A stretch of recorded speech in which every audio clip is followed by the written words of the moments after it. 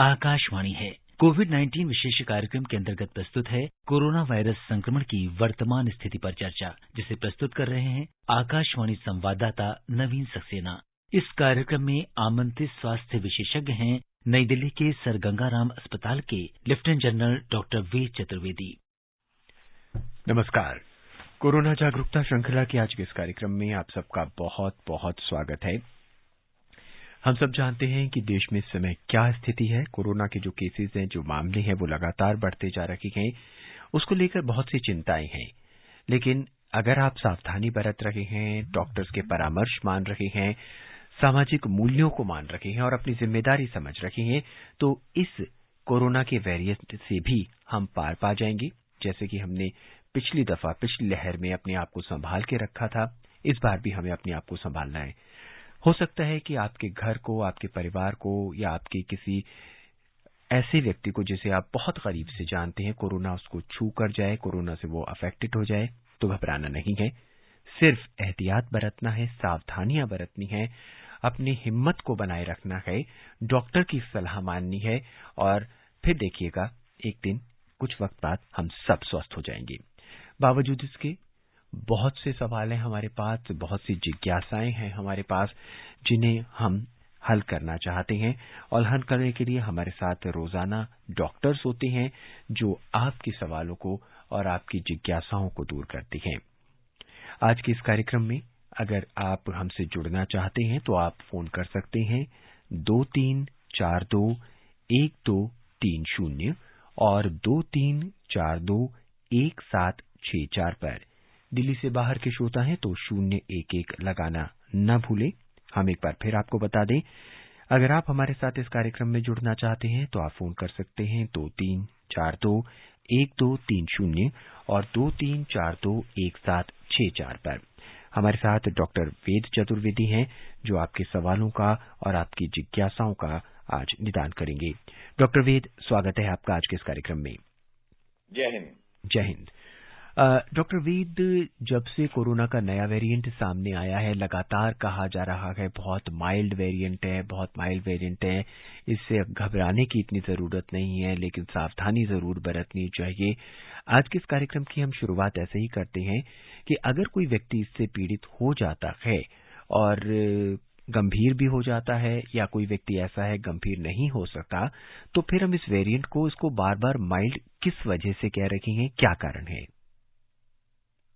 देखिए नवीन जी, ये scientific terms हैं, सीवियरिटी है, इन्फेक्टिविटी है, तो कोई जैसे मैं आपको कंपेयर करूं बहुत साधारण भाषा में कि कोई मुझे कहता है भाई मुझे कोबरा ने काटा है और कोई और सांप ने काटा है जो थोड़ा सा लेस सीवियर है, तो उससे ये नहीं हो जाता कि उसकी सीवियरिटी कम हो जाती है। साइंटिफिक कंपैरिजन है, पर याद रखिए ये एक नई चीज है। एक तो पहले कोरोना के बारे में हम रोज कुछ सीखते हैं, तो हम ये कह सकते हैं जरूर कि जितने ऑर्गन्स, वाइटल ऑर्गन्स हैं, उसमें ब्रेन है, किडनी है, लंग है, तो हमने ये सीखा है कि जो पहले जरा हमारा जो वेरिएंट था पहले, उसमें लंग्स इन्वॉल्व होता था और इसमें लंग्स कम इन्वॉल्व होता है। इसी तरह से कोलोकियल वर्ड यूज करने लगे लोग कि भाई लंग इन्वॉल्व नहीं होता तो शायद ये माइल्ड है। तो इस तरह से बट पूछा जाए तो हमें भी नहीं मालूम, साइंटिस्ट को भी, कि लॉन्ग रन में क्या होगा। क्यों कि आज आपके सिम्टम्स, जो सिम्टम्स है, नॉर्मल सिम्टम्स हैं, जिसको बोलते हैं लॉन्ग कोविड, तो अभी ये कंपैरिजन तो कहीं भी नहीं हो पाया है कि कोरोना का जो ओरिजिनल डेल्टा वेरिएंट जिससे हम लोग डरते थे, कि डेल्टा वेरिएंट और ये वाला जो वेरिएंट है हमारा, हाँ जी, उसमें जो लॉन्ग कोविड में क्या डिफरेंसेस होंगे। हो सकता है कोई और ऑर्गन का, हाँ ये बात जरूर है, ये बात तय है, क्योंकि जो सबसे बड़ा डाटा आया अफ्रीका से, और अफ्रीका से जो डाटा आया है, इंग्लैंड से जो डाटा आया है, इवन हम लोग जो पेशेंट देख रहे हैं, पिछले 1 महीना हो गया अभी ओमाइक्रॉन को चलता हुआ 1 महीना हो गया, तो आप देख रहे हैं ना कि बेड बहुत से खाली पड़े हुए हैं। उसका एक रीजन है कि ऑक्सीजन की रिक्वायरमेंट कम है, बट जो भी पेशेंट आपने भी देखे होंगे और लोगों ने भी, जो श्रोता सुन रहे हैं, मेरे घर में भी लोगों को हुआ है, तो ये इनकी ऑक्सीजन रिक्वायरमेंट को लेके by and large world over से जो डाटा आया है ऑक्सीजन रिक्वायरमेंट ऐसा नहीं है जैसे कि डेल्टा में थी। और जो निमोनिया है उसके भी इंसिडेंस कम है। बट याद रखिए ऐसा नहीं कि हो नहीं सकता। कोई भी वायरस, आप तो कोरोना नहीं, मैं कहता हूँ कितने सारे पहले भी जब कोरोना नहीं था तो वायरल निमोनिया नोन है। लोग कहते हैं ना भाई बच्चों को निमोनिया हो गया जी। तो वायरस निमोनिया तो 100 साल से है, तो किसी को भी निमोनिया हो सकता है जी। डॉक्टर साहब, अब यहाँ पे एक बात आती है कि जिन व्यक्तियों ने वैक्सीनेशन के दोनों डोसेज लगा चुके हैं, क्या उनको सीवियरिटी में कितना फर्क पड़ा है? क्या अफेक्टेड तो वो हो ही रहे हैं जैसा कि डेटा आ रहा है, उनका सीवियरिटी में कितना फर्क पड़ा है? वो कम सीवियर होते हैं या बहुत मामूली सीवियर होते हैं या बिल्कुल भी नहीं होते? देखिए, जब भी वैक्सीनेशन का जो प्रोग्राम लॉन्च किया जाता है, नॉट ओनली फॉर कोरोना, ये हमेशा कहा जाता है, कई लोग पूछते हैं क्योंकि साहब यदि मैं वैक्सीन ले लूंगा तो क्या मुझे बिल्कुल बीमारी नहीं हो सकती? तो उसका साइंटिफिक आंसर जो डाटा बेस्ड है, हम हमेशा ये बोलते हैं कि नहीं, बीमारी तो हो सकती है, इन्फेक्शन हो भी सकता है क्योंकि आपके पास एंटीबॉडीज हैं बॉडी उसमें, बट वायरस जो घूम रहा है वो आपके ऊपर अटैक कर सकता है। पर चूंकि आपके पास न्यूट्रलाइजिंग एंटीबॉडी है तो डेफिनेटली आपकी जो सीवियरिटी होगी वो कम होगी, कॉम्प्लिकेशन होंगे वो कम होंगे। पहले तो यही होगा कि शायद आपको हो ही नहीं, क्योंकि उससे नेचुरली वो कहते हैं ना वैक्सीन हम क्यों लगवाना चाहते हैं, क्योंकि उससे हमें बचाव होता है। तो ये तो डेफिनेट है, जो भी वैक्सीन लेते हैं और जो वैक्सीन नहीं लेते हैं दोनों को कंपैरिजन किया जाए तो उसके चांसेस जिसने वैक्सीन नहीं लिए हैं इन्फेक्शन के ज्यादा हैं, और दोनों में सीवियरिटी के भी, जिसने नहीं लिया उसकी सीवियरिटी के चांसेस ज्यादा हैं। आपने दिल्ली का ही अभी डाटा सुना है कि जो 80% लोग एडमिट हैं, जो लोग एडमिट हैं पेशेंट्स, यदि मुझे सही कुछ मालूम है दिल्ली का या डाटा है या कहीं और का डाटा है जी, कि जो लोग एडमिट हैं उसमें से 80% लोग वो हैं जिन्होंने वैक्सीन नहीं लिया है। इसका मतलब ये हुआ है कि जिनने वैक्सीन लिया है उनको हॉस्पिटलाइजेशन की नौबत कब आती है। जी डॉक्टर साहब, हम इस पर अपनी चर्चा आगे जारी रखेंगे। हमारे पहले कॉलर हमसे जुड़ चुके हैं लखनऊ से, मोहम्मद आरिफ। मोहम्मद आरिफ जी, स्वागत है आपका। जी धन्यवाद सर, धन्यवाद जी। और सर जी, सबसे पहले डॉक्टर साहब को, तमाम सुनने वालों को मेरा नमस्कार। जी नमस्कार। नमस्कार डॉक्टर साहब, हम ये खास बात ये पूछना चाहते हैं, ऐसे दोनों टीके लगवाने के बाद भी क्या ये वायरस जिसके टीका लगा हुआ है उसके ऊपर दोबारा क्या हमला कर सकता है? और दूसरी बात ये है, जो टीका लगवाने के बाद ये मास्क वगैरह जो लगाना जरूरी होता है और किन किन बातों का ध्यान रखना मतलब जरूरी, जो टीका से पहले होता है कि बाद में भी वही बातों का ध्यान रखना जरूरी है? जी डॉक्टर, बातों पर जरा प्रकाश डालें डॉक्टर वेद। हाँ, यही बात तो अभी नवीन जी पूछ रहे थे। देखिए कि जैसे मैंने कहा, जो टीका कोरोना का ही नहीं, कई लोग कहते हैं जो लोग जिसे कहते हैं ना, जो हर चीज का विरोध करते हैं, वो कभी कभी टीके का भी विरोध करने लगते हैं क्योंकि उनकी आदत में शुमार है। तो वो कहते थे हम टीका क्यों लगवाएं जब हमको ये पूर्णता बचाता ही नहीं है। तो कोई भी टीका हो, चाहे पोलियो का हो, चाहे निमोनिया का हो, चाहे वो हम लोग टाइफाइड का हो, तो ये गारंटी नहीं लेता कि आपको रोग से बचाएगा। हाँ, क्या करता है कि पहले तो जो आपने वैक्सीन लिया है तो आपको बहुत उसके आपके चांसेस बहुत कम हो जाते हैं। तो पहले तो चांसेस कम हो जाएंगे, और हो भी जाएगा आपको तो आपको सिम्टम्स नहीं होंगे, और सिम्टम्स हो भी जाएंगे तो आपको बीमारी कम सीवियर होगी। आपको निमोनिया या और कॉम्प्लिकेशन, देखिए हम लोग बहुत जल्दी भूल जाते हैं डेथ्स को। हमें अभी थोड़े दिनों, हार्डली 1 साल भी नहीं हुआ है, हमने वो भयावह मंजर देखा है जहाँ कितने लोगों की डेथ हो गई थी। ऐसा कोई हिंदुस्तान में आदमी नहीं है जिसका कोई दोस्त या कोई रिलेटिव इस कोरोना की चपेट में ना आया हो। तो वैक्सीन तो बहुत ही, इसमें कोई ज्यादा डिस्कशन की बात ही नहीं है कि वैक्सीन लेना है कि नहीं लेना है, ये आपको मौत से बचाएगी। दूसरा चीज ये है कि क्या हमें वो प्रिकॉशन जो हमने सीखे हैं 2 साल में, क्योंकि सबसे बड़ा हथियार हमारे पास है, क्योंकि चाहे वो कोरोना हो, चाहे वो डेल्टा हो, चाहे ओमिक्रॉन हो, कोई भी वेरिएंट आ जाए, हमें मास्क लगाना है, हमें 2 गज की दूरी रखना है, हमें अपना हाइजीन, हैंड हाइजीन मेंटेन करना है। हमें टॉकिंग एटिकेट, जब बात करते हैं हम तो एक दूसरे के मुंह में लगा के बात नहीं करना है, जो मैं हमेशा बोलता हूँ, स्पेशली डाइनिंग टेबल पे, क्योंकि हम दिन भर मास्क लगा रहते हैं, बट जब हम अपने खाने की टेबल पे आते हैं या किसी भी फंक्शन में भी हम कहीं हमें अपने हॉस्पिटल्स को ही देख लीजिए, हम अपने हॉस्पिटल में डिफरेंट ओपीडीज में काम करते हैं मास्क लगा के, बट जब हम डॉक्टर क्लब में आते हैं तो वहां चूंकि डाइनिंग टेबल्स लगी हुई हैं तो आप तो मास्क पहन के तो खाना नहीं खा सकते, तो मास्क उतारना पड़ेगा। तो हम लोगों ने ऐसा बनाया कि भाई कोई 2 बजे खाएगा, कोई 2:15 बजे खाएगा, 2:30 बजे खाएगा, तो आप सेग्रीगेट कर दीजिए और डाइनिंग टेबल्स ऐसे रख लीजिए ताकि मतलब एक टेबल को, जैसे डाइनिंग टेबल है, हम लोगों ने क्या किया अपने हॉस्पिटल में, मैं गंगाराम हॉस्पिटल में काम करता हूं, तो हमने टेबल को उससे लगा दिया है, क्या कहते हैं, दीवार से, तो उस तरफ कोई दूसरी तरफ बैठ नहीं सकता। तो छोटी छोटी कॉमन सेंस की बातें हैं, वो हमको सब अपने को करना पड़ेगा। उसमें सबसे इम्पोर्टेंट चीज जो हम सब के लिए है, जो हमने सीखा जरूर है, बट शायद हम लोग थक गए हैं, और जब आदमी थक जाता है कि हमको किसी हालत में भी मास्क को छोड़ना नहीं है। दूसरा चीज है मास्क को प्रॉपरली लगाना है, और हैंड हाइजीन, क्योंकि ये हमें मालूम है चाहे दवा वायरस को मारे या ना मारे, बट साबुन मार सकता है और सैनिटाइजर मार सकता है। तो जब 2 चीजें तो क्लियर है ना हमारे पास, ये तो नोन है कि आप सिंपल साबुन से हाथ धोएंगे तो वायरस आपके हाथ में लगेगा तो वो मर जाएगा, और दूसरा चीज है कि आप सैनिटाइजर यूज करेंगे तो मर जाएगा। जैसा भी कन्वीनियंट हो, आप घर में हैं तो आप हाथ से साबुन से हाथ धो सकते हैं, कहीं और हैं तो हाथ में लेके सैनिटाइजर चल सकते हैं। इस बीच हमारी नन्ही श्रोता एक है 5 साल की, दिल्ली से तेजल वाली। आइए उनका प्रश्न सुनते हैं। तेजल, स्वागत है आपका। जी तेजल, क्या जानना? 5 साल की हूँ मैं। हाँ जी।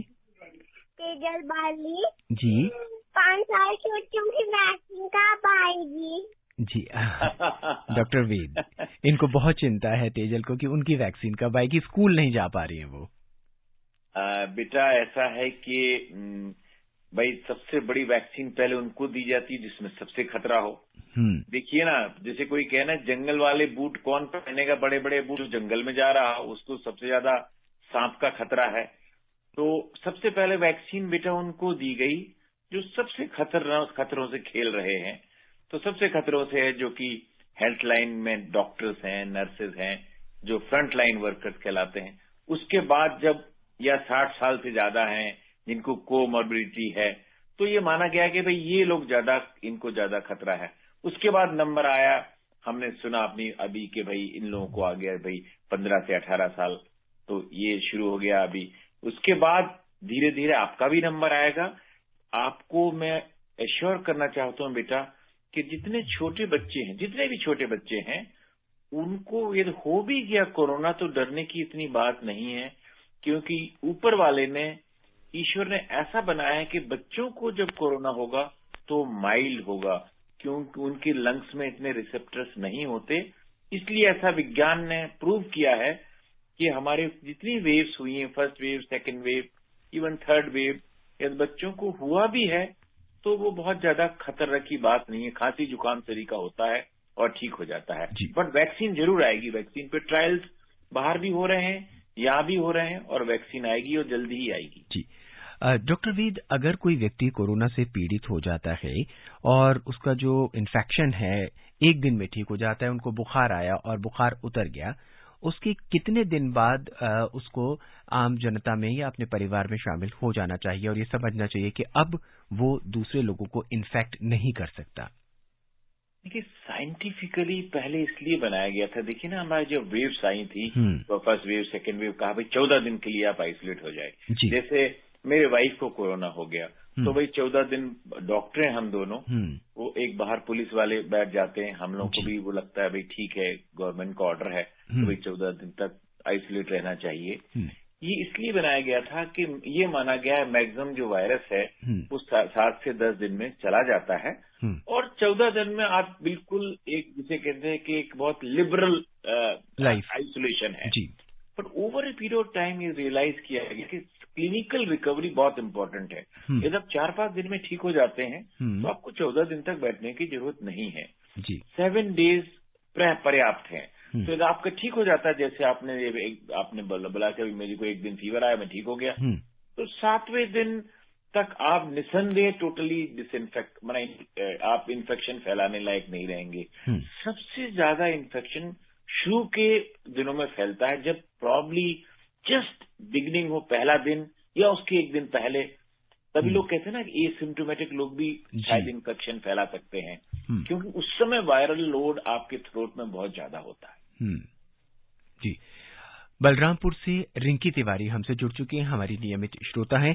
आइए जानते हैं कि आज उनकी क्या जिज्ञासा है, क्या प्रश्न है। रिंकी जी, स्वागत है आपका। स्वागत के लिए बहुत बहुत धन्यवाद। नमस्ते। नमस्कार। आपके साथ एक सर उन्हें मेरा नमस्ते। नमस्कार। नमस्कार। और सर, आज मतलब मकर संक्रांति, तो उसके लिए हार्दिक शुभकामनाएं, जैसे क्योंकि 2 रोज मनाया जाता है जी। तो सर जी सर बिल्कुल। मेरा क्वेश्चन है सर कि जैसे कहते जो वैक्सीन है वो मतलब कोरोना से लड़ने में सक्षम है, यानी उसकी एंटीबायोटिक यानी रोग प्रतिरोधक क्षमता स्ट्रॉन्ग मजबूत है। अगर मान ली कोई गर्भवती लगवा लेती है तो ना तो उसके बच्चे को कोई मतलब इफेक्ट होता है, अगर डिलीवरी होता है तो वो बच्चा भी सुरक्षित रहती है और माँ भी सुरक्षित है। एक मेरी दीदी थी तो उन्हें भी कोरोना हो गया था, ओमिक्रॉन अभी जल्दी, लेकिन उनकी जब डिलीवरी हुई तो उनकी बच्ची मर गई, यानी कोरोना की वजह से। तो क्या सर जो वैक्सीन है वो सक्सेसफुल नहीं है कोरोना के लिए, या फिर कोई अन्य कारण है? धन्यवाद सर। डॉक्टर वेद। हाँ नवीन जी, मैं कुछ समझ नहीं पाया, आवाज अच्छी तरह से मुझे आ नहीं पाई आवाज। आप थोड़ा इसको यदि बता सकें जी। शायद मुझे लगा कि माँ को वैक्सीन लग गई है, बच्चे को नहीं लगी है। नहीं डॉक्टर साहब, गर्भवती महिला थी, उनको वैक्सीन लगाया गया। वैक्सीन लगाने के बाद जब डिलीवरी हुई तो ये कह रहे हैं कि जो उनका जो बेबी था वो मृत पाया गया।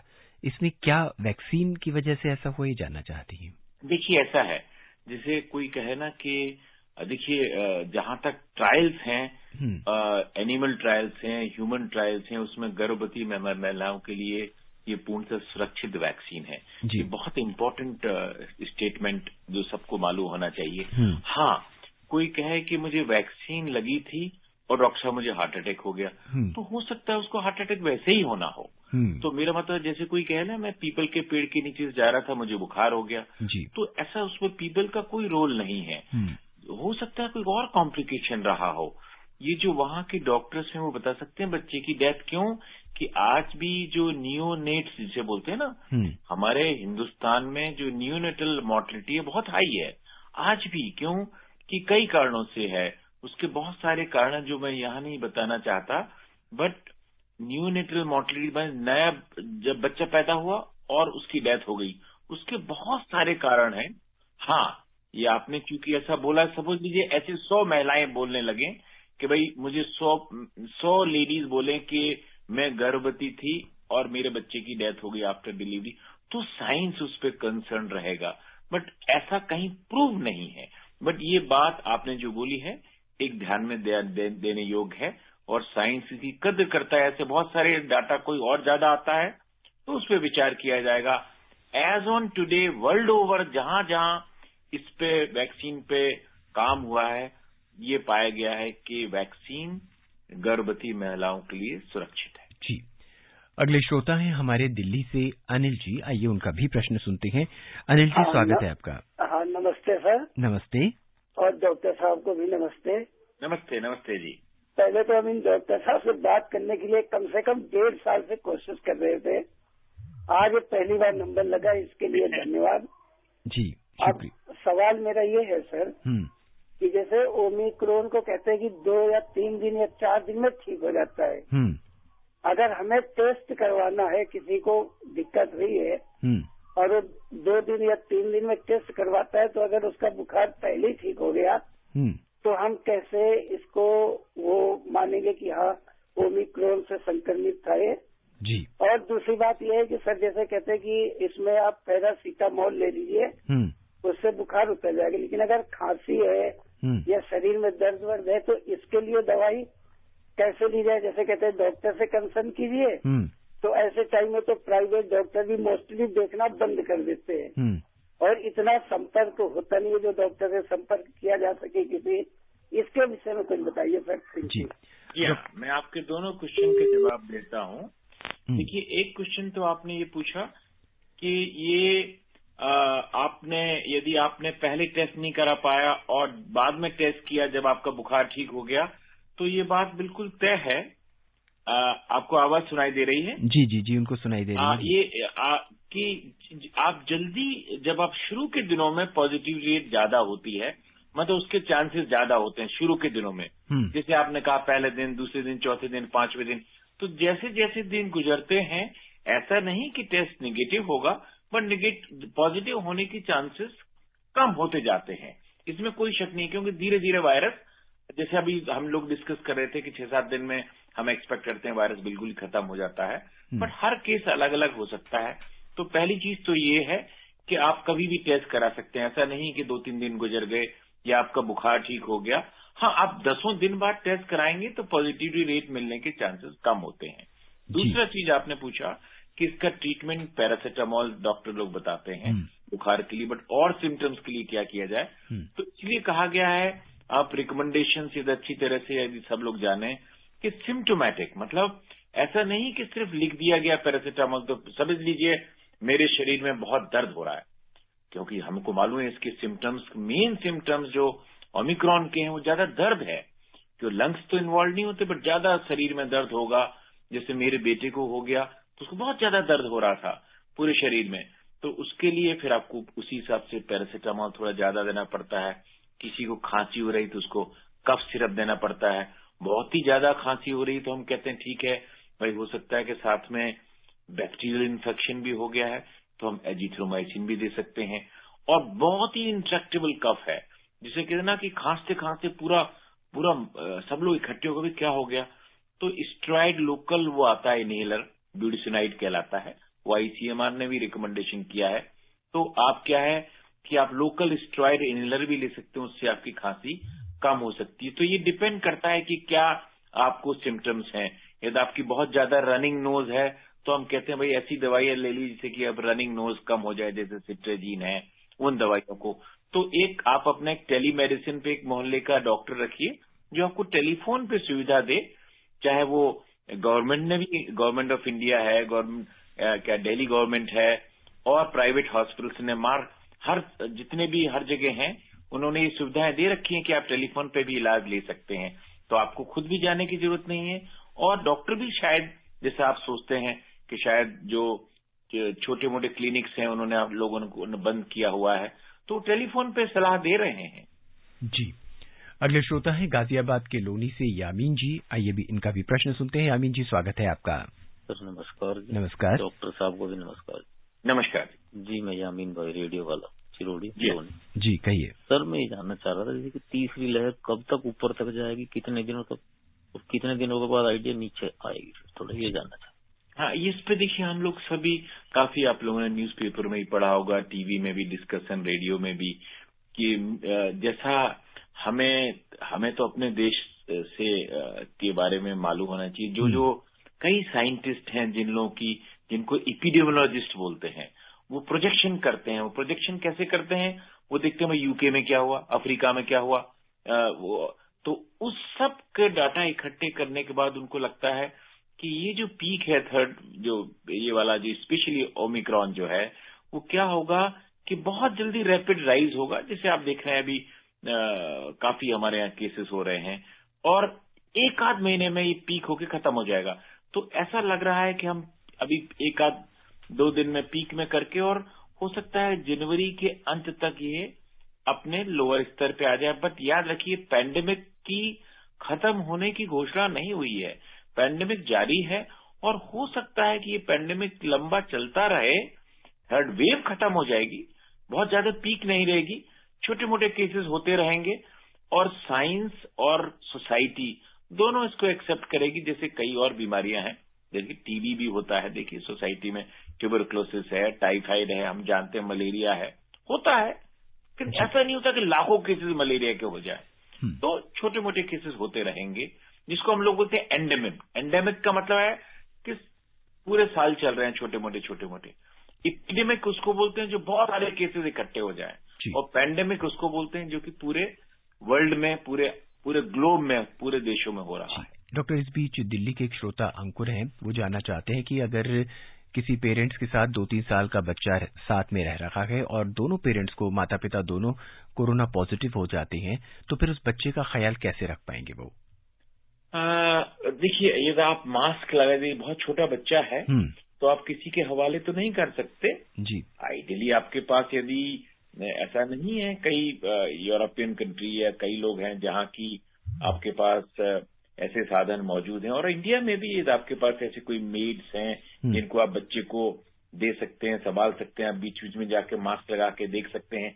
तो देखिए, आज हम एज ए डॉक्टर हम जाते हैं गंगाराम हॉस्पिटल में राउंड लेने के लिए, तो वहां तो पेशेंट है ना, तो हमें पेशेंट के पास हम जाते हैं ना, उनको हमें मालूम है कि उसको कोविड है जी, फिर तो उसके पास कोई जाएगा ही नहीं, तो हम जाते हैं, बट प्रॉपर प्रिकॉशन का मतलब ये हुआ कि फिर आपको स्ट्रिक्टली अच्छे मास्क, ये नहीं कि आपने कॉटन मास्क पहन लिया है तो समझ लीजिए मेरे को भी कोरोना है और मेरी वाइफ को भी कोरोना और मेरे पास एक छोटा बच्चा है, तो मुझे एक बहुत अच्छा मास्क लगाना पड़ेगा, ताकि आफ्टर ऑल इन्फेक्शन जो होगा मेरे चेहरे से ही होगा। ये आइडियली सिचुएशन तो ये है कि आप उसको आइसोलेट कर सकते हैं और बीच बीच में जाके देख सकते हैं कि भाई ठीक है, यदि बच्चा आपके ब्रेस्ट फीड पे नहीं है, ऊपर वाले मिल्क पे है, तो कोई और तीसरा आदमी, कोई आपका दादा दादी नाना नानी, उसको देखभाल कर सकते हैं आप बीच में, बट आप दोनों अकेले ही रहते हैं तो आपको बच्चे को अपने साथ ही रखना पड़ेगा, क्योंकि बच्चे की सेफ्टी भी जरूरी है, उसमें प्रिकॉशन लेने पड़ेंगे। और जैसे मैंने बताया कि बच्चों को यदि कोरोना होता भी है तो बहुत लेस सीवियर होता है, खांसी जुकाम की तरह होता है, बट प्रिकॉशन आपको पूरे रखने पड़ेंगे। जी डॉक्टर वेद, इस बीच हमारे आखिरी श्रोता हमसे जुड़ चुके हैं धर्मवीर जी, बहुत देर से फोन लाइन पर है। धर्मवीर जी, स्वागत है आपका। नवीन जी नमस्कार। नमस्कार धर्मवीर जी, क्या प्रश्न है? मैं धर्मवीर गांधीनगर दिल्ली से बोलूं। जी कहिए। डॉक्टर साहब जय हिंद। जय हिंद। डॉक्टर साहब, देखा गया जैसे हम पिछले लास्ट ईयर पूछते आ रहे थे कि ये फर्स्ट डोज सेकंड डोज की मियाद कब तक है, जैसे आप लोगों ने ये मियाद एक तरह से बना दी गई है कि लगभग 9 महीने बाद, लगभग 1 साल तक, 3 महीने वो और 9 महीने आपने अभी जो जोड़ दिए, तो ये मान के चलना है कि 1 साल तक इसको हम रिपीट दोबारा बूस्टर डोज ये दवाइयां जो आप दे रहे हैं, तो 1 साल मान के चलना ये मियाद इस लगभग 1 साल तक ही मानी जाए। जी हाँ डॉक्टर वेद, बहुत संक्षेप में। देखिए, जैसे जैसे साइंस बढ़ेगी हमें पता चलेगा कि इसका बूस्टर डोज क्या हर साल लगेगा या हर 6 महीने में लगेगा। जैसा आपने अभी खुद ही बता दिया है कि फिलहाल हम जो बूस्टर डोज दे रहे हैं वो 9 महीने बाद दे रहे हैं, तो हो सकता है यही सिलसिला जारी रहे। ये डिपेंड करता है कि पूरी साइंस किस तरह डाटा इकट्ठी करती है, और समय आने पे ही ये डिसाइड होगा कि कब बूस्टर दिया जाए। जी डॉक्टर वेद, अब बहुत संक्षेप में हम चाहेंगे कि आप हमारे श्रोताओं को बताएं कि अब उन्हें क्या करना चाहिए। एक बात मैं हमेशा बोलते के रखूंगा, चाहे कोई भी वेव आए, 3rd wave, 4th wave, 5th wave, पहले तो ईश्वर से यही प्रार्थना है कि ये लास्ट वेव हो, बट यदि वेव्स आते भी हैं और कोई भी वेरिएंट आए, तो जो स्टैंडर्ड प्रिकॉशंस है, हो क्या गया है कि यदि किसी को ये पता चल जाए कि ये माइल्ड है, अनफॉर्चुनेटली हमने ये सोच रखा है कि शायद ये वाला जो वेरिएंट है ओमिक्रॉन ये माइल्ड है, बट याद रखिए माइल्ड जैसे मैंने बताया सिर्फ छोटा सा कंपैरिजन है, हो सकता है कि इसमें भी लंग इन्फेक्शन होता हो सकता है कि इसमें बाद में और कोई कॉम्प्लिकेशन आते हों। तो जो प्रिकॉशंस हमने सीखे हैं, चाहे मास्क हो, चाहे 2 गज की दूरी हो, चाहे हाइजीन सैनिटेशन हो हाथ का, वो हमें उतनी स्ट्रिक्टली तरह से मेंटेन करना है जितने की डेल्टा के लिए। तो ये नहीं कि डेल्टा के लिए कोई दूसरा था और चूंकि ये माइल्ड है तो इसके लिए हम रिलैक्स हो जाए। डॉक्टर वेद, ध्यान रखना है। थैंक यू, धन्यवाद आपका बहुत बहुत हमसे जुड़ने के लिए। धन्यवाद, थैंक्स। जय। आज के इस अंक में बस इतना ही। मुझे यानी नवीन को दी इजाजत। नमस्कार। कोविड-19 विशेष कार्यक्रम के अंतर्गत अभी आप सुन रहे थे कोरोना वायरस संक्रमण की वर्तमान स्थिति पर चर्चा, जिसे प्रस्तुत कर रहे थे आकाशवाणी संवाददाता नवीन सक्सेना। इस कार्यक्रम में आमंत्रित स्वास्थ्य विशेषज्ञ थे नई दिल्ली के सर गंगाराम अस्पताल के lieutenant general doctor V Chaturvedi. ये कार्यक्रम आकाशवाणी के समाचार सेवा प्रभाग द्वारा प्रस्तुत किया गया। इसे आप हमारे mobile app news on EIR और YouTube channel news on EIR official पर भी सुन सकते हैं। इस कार्यक्रम के संबंध में अपनी प्रतिक्रिया आप हमें ईमेल कर सकते हैं। पता है AIRNSDtalks@gmail.com। ये कार्यक्रम फिर से सुनने के लिए लॉग ऑन करें हमारी वेबसाइट newsoneir.nic.in।